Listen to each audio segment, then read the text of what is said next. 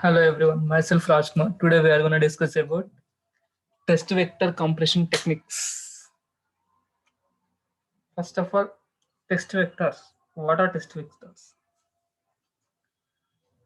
Test vectors is a set of inputs which are provided in a system in order to test the system. Test vectors are a methodology of software testing and software verification and validation. Test vectors are highly compressible because typically only 1 to 5%, 5% of their bits are specified bits. The rest are don't cares. Because faults are structurally related into the circuit test, cubes also tend to be highly correlated. Types of vector compression techniques. First one is run length coding or RLC. In run length coding, it is a simple form of data compression. Runs of data means the line of data. Good method for data constraints may be such runs. It may be data stream, run length, encoded data. If we give a data set of data that can be processed,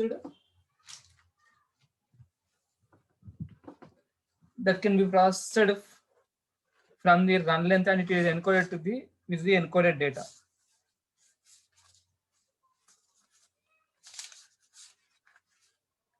In this, we will take a bit stream or data stream of 0, 1,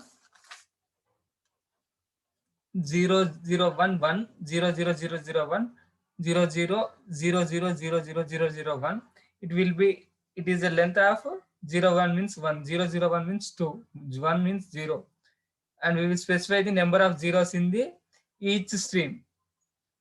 After the number of zeros in the each stream, we will add 1. It means in first data stream, we have only 1 0. It means after 1 0, it may be indicated as 1. After 2 zeros, it is indicated as 2 0, it means 2. None zeros means 0. 4 zeros means 4. Here 8 zeros are planted, we indicated with 8. It means run length code is defined with the zeros of the data stream, and it is encoded as the bits are reversed. It means if 0 and 1, number of zeros is located as 0 and it is as 1. Now we are interchanging the values. First bit is encoded as same. It is encoded as 0, 1, and the second bit is encoded. Second stream is encoded 0, 0, 1 is encoded 1. 1 comes to the first stage, and here number of zeros is 0 means we will add 3 zeros, and 2 zeros are null. It means we have 2 zeros. Here 4 zeros means 1, 0, 1, 0. Now 8 zeros are implemented in this manner. Run length coding is of two types. First one is horizontal 1D run length coding and 2D run length coding. In 1D run length coding, horizontal correlation will be happens between the pixels in the same scan line. In 2D run length coding, the RLC consisting of both horizontal and vertical correlations between pixel of neighbor scan line. It means it may be we can scan the line from not only in horizontal but also in vertical, and adjacency also possible in the 2D run length coding. Note, in run length coding, careful ordering of the test cubes maximizes the number of zeros in the difference vectors, thereby improving the effectiveness of the run length coding. Next one is dictionary codes. Partitions the original data into n-bit bytes. We will divide the original code of data into n bytes, n-bit symbols. Now we using a dictionary to store each symbol that we partitioned in early stages. Now encode each n-bit into a using a binary code, bit code, b bit code with words corresponding to the symbol index in the dictionary. B should be less than n. This is the implementation of the dictionary code. It is a dictionary. In this,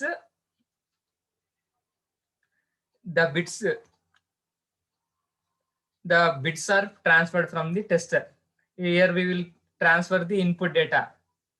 It is transferred to the dictionary. In the dictionary, we will attach the n-bit symbols and b-bit symbols. Each n-bit symbol is corresponded with the b-bit symbol. Now these are transferred to the scan line of a scan slice. In this, the n-bits are removed and the code is encoded in a scan chain. Each bit is encoded in each scan chain. It is from 1 to n, but b should be less than n only. Now we are going for the Huffman coding. In the Huffman coding, a series of numbers should be given. It means here the series of numbers are 0 0.4, 0 0.35, 0 0.2, 0 0.05. For the Huffman coding, we should consider the data in the descending order, or the given input in the descending order. From the given input, we should add the two numbers. It means 0 0.2 plus 0 0.0 gives rise to 0 0.25, which is less than 0 0.35. Now we add those two bits, 0.25, and we add 0.35. 0.25 plus 0.35 is 0.6. Now we add this 0.6 with 0.4, which gives the output of 1.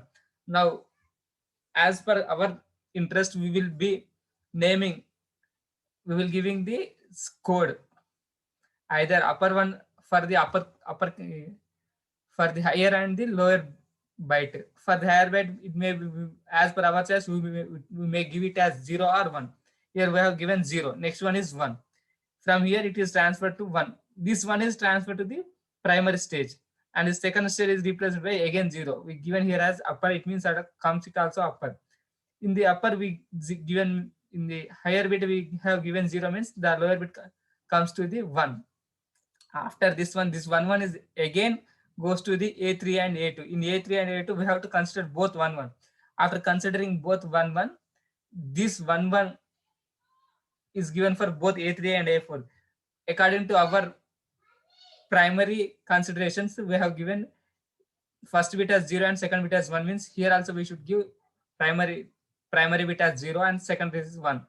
Now we have to tabulate this whole code for the given inputs. It means the symbol A1 is equal to 0.4, which has a code of 0, and A2 is of 0.3, which has a code of 10. A3, which has a 0.2, which has a code length of 110. A4, which has a code length of A11. It has code for A1 code is 0, A2 code is 10, A3 code is 110, A4 111. The code length is 1, 2, 3, 3. Huffman algorithm. Put all the symbols on a list sorted according to the frequency count or the descending order. Repeat until this has only one symbol left. From the list, pick two symbols with lowest frequency counts from the Huffman subtree that has two symbols as a child nodes and create a parent node.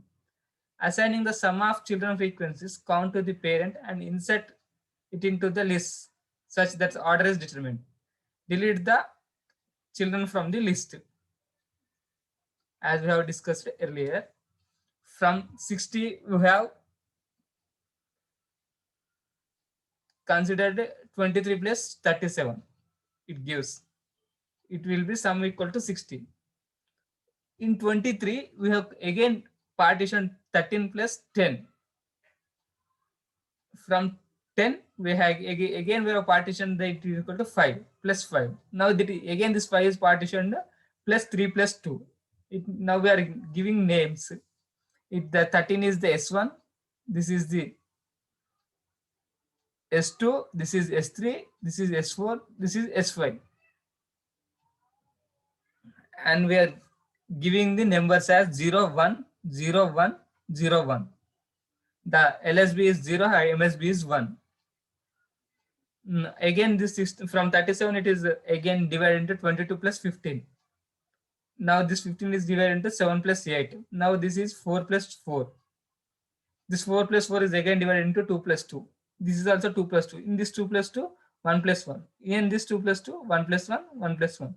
Now we have characterized the bits from up to S0 to S12. Now we will get the output as with the frequency symbol from S0 to S12. S0 is equal to 22. 22 means 0010. It starts from 0, 0, 0, 0, 1, 0, and the pattern is 1, 0, and selected code is also 1, 0. It has a selection code of 1, 0. If we transmit direct to 1, 0, it will be S0. If the transmission code is 0, 0, it will be 13. If the transmission code is 0, 1, it will be 10. 0, 1, 10. 1, 1, 0 means 7. 1, 1, 1, 0 means 4.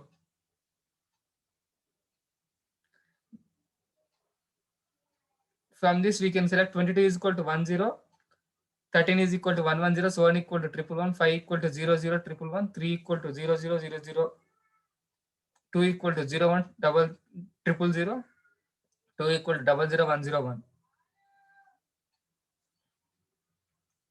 This is the implementation of the Huffman coding.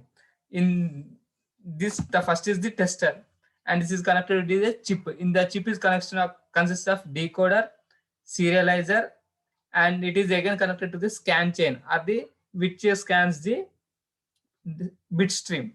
The decoder is given input as the slow clock, and serializer which is a fast clock. Now we will this test compressed test data is also driven by the slow clock, which analyzes the input and it is processed to the decoder.